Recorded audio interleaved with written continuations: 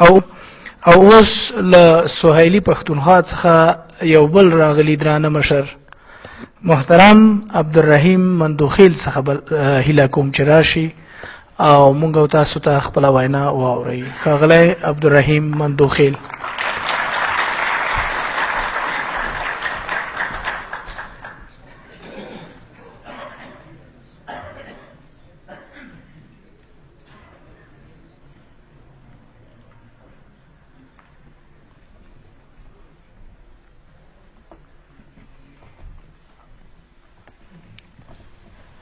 بسم الله الرحمن الرحیم. د لر بر افغان دلته د خان شهید د سلمې کلیزې د زوړ کړي د سلمې کلیزې په مناسبت په دې سیمینار کې راغلیو درنو مشرانو ورونو خویندو.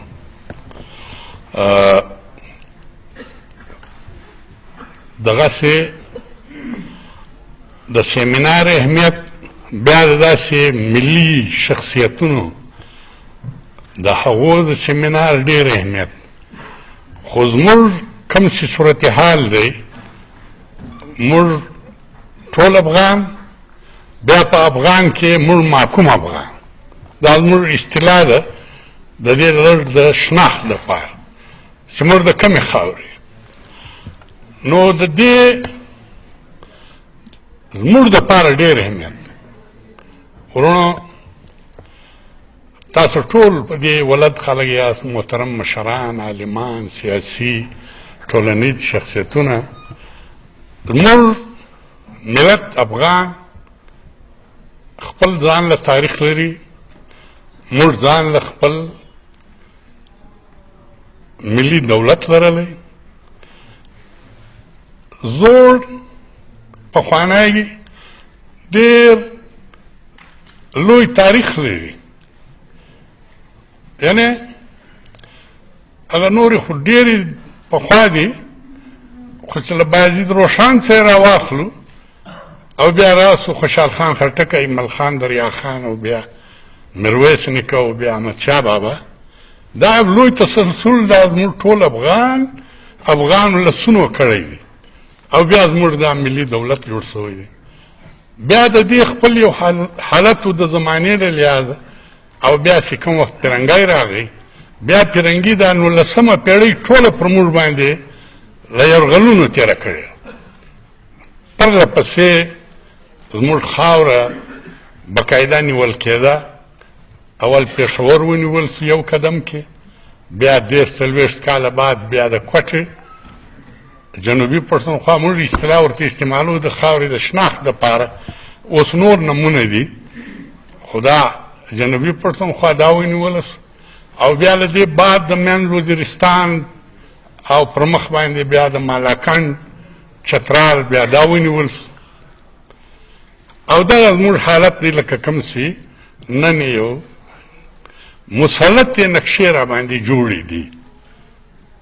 په دې حالاتو کې زموږ دا ملي شخصیتونه د افغان ملت لکه خان شهید الصمد خان اڅکزی، لکه باچا خان، لکه فقیر ایپي، دغه نه نور لکه حاجي ترنګزی او په زرګونو، ځکه دا وایم بار بار په زرګونو ډېر پیاوړي مشران په دې نهضت کې وو او هغو له پیرنګي سره مبارزه وکړه د پیرنګي د ایستلو دپاره.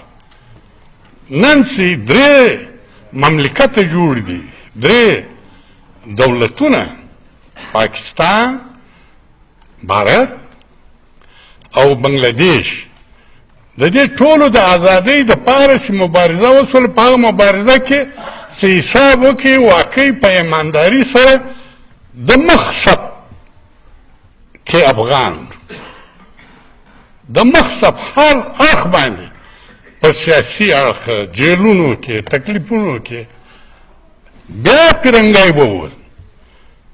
دا اوس چې کوم مختلفې مورچې جوړې سوې دي، اډې دي، چاونیانې دي، معمولی طاقت دی د پنجاب استعماري قوت هم، یعنی څه نمونه مشکلات زموږ له کومو وینو سره تېر د فرنګي اندازه تاسو لګولی شي، لیکن دا ټولې چاونیانې چې دي زموږ دې مشران بالکل اصطلاحا عدد تشدد په سیاسي نهضت باندې، په تحریک باندې، په جلسه، په جلوس، په جیل فرنګی دې ته مجبور کړ چې فرنګی ولاړ.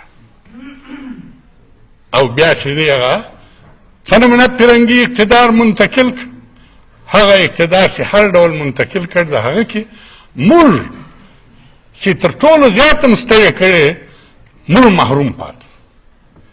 او بیا دا محرومیت له 1940 بیا راواخه تر ننه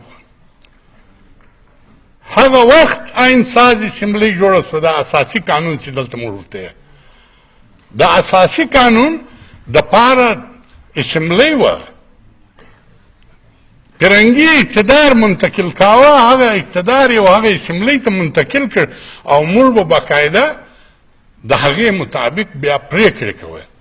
لیکن له هغه وجې څخه بیا تر ننه پورې دې ته موږ نه یې پرېښول سوي چې موږ یا خپل کمه زموږ قومي خاوره ده د هغې خپل واک ولرو، جمهوریت ولرو، د مختګ دپاره د ودې دپاره یو عمل وکړو.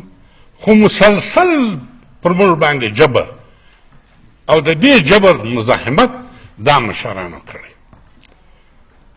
په خپل همت باندې. دا نن چې په پاکستان کې کوم شی جمهوریت دی یا هلته حقوق دي صوبایي یا انساني بل حق دی، دا ټوله دلته دغسې خلک وایي چې مثلا دا تحریک سوو، دا تحریک ناکام. حقیقت دا دی چې هلته څه سوي دي، څه حاصلات دي په انګریزي کې ورته څه اچیومنټس دي، هغه اچیومنټ د دې مشرانو لاس او هغه اچیومنټس هغه حاصلات سوي دي. نن هلته چې هر څه دي په اقتدار کې مختلف خلک راځي، دا اوس په اقتدار کې دي هسې نوم چونکې هغه شته. مثلا جمعیت علما هلته اقتدار یا هلته د بلې پارټۍ اقتدار، هغه د ووټ د حق مخالف، د ووټ حق یې نه پرېښو. زموږ دې مشران مبارزه کوله چې کومه ورځ ووټ راغی بیا تر ټولو د مخه دوی راورسېدل او باقاعده یې غصب. نو دا ټولې خبرې چې دي دا داسې دي، زموږ دا پکار دي زموږ د مشرانو زموږ تاریخ نن هلته په نصاب تعلیم کې په انګریزي ورته کورس، په کورس کې زموږ دا تاریخ نشته. زموږ طالب علمانو ته هیڅ داسې شی نه ښوول کېږي. زموږ تاریخ نشته د سیاست، زموږ تاریخ د معیشت، زموږ تاریخ د کلتور، زموږ تاریخ د فرهنګ چې زموږ د یو دا ستړي سوي دي. دا به تاسو اوس کتابونه راواخلئ، تاسو به یو لفظ نه کې پیدا. نو دا د دې سیمینار خپل د هر چا دپاره عمومي طور سیمینار هم وي، لیکن دا سیمینار زموږ دپاره ډېر اهم دی.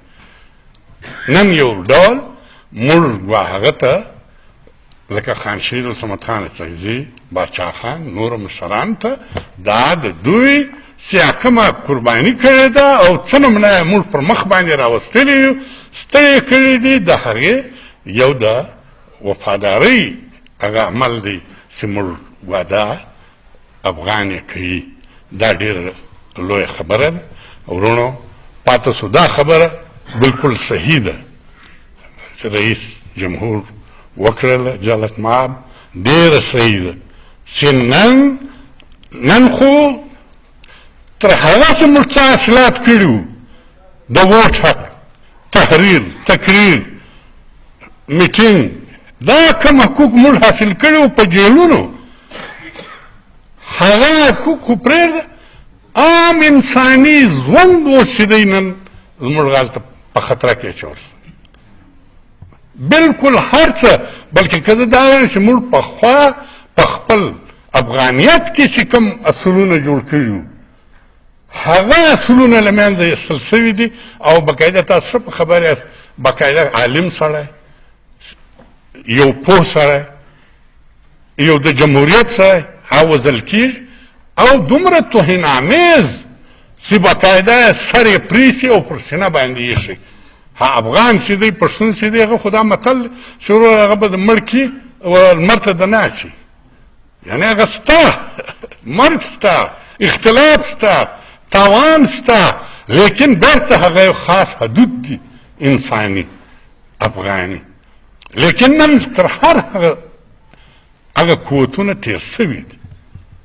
په داسې حالت کې چې دی د دې یعنې حقیقت دا دی زه په خپله باندې مجموعي طور باندې دغه افغانستان زموږ مملکت د دې چې کوم دا ورځ یعنې سیمینار جوړ کړی دی د دې ډېر شکریه ادا کوو او مجموعي طور باندې دا خواست کوو چې دا ټول مشران موږ چې کوم محکوم افغان موږ بشپړ له تاسو سره دې کې هېڅ د خبرې د پاکستانه دا د افغان اډه ده. نن داسې حالات خلکو جوړ کړي بلکې پرله پسې جوړ کړي دي چې باقاعده دا یعنې وجود دې ختم دې ته خلک درېدلي.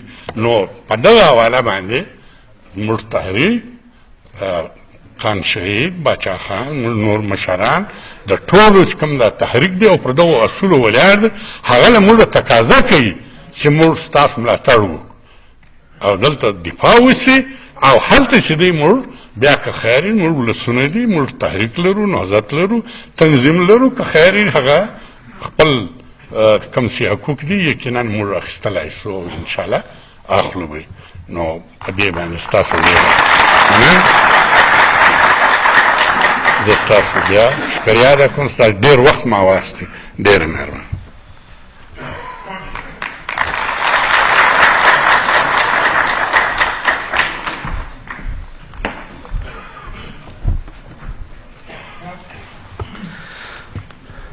ډېره مننه دروند مندوخیل صاحب.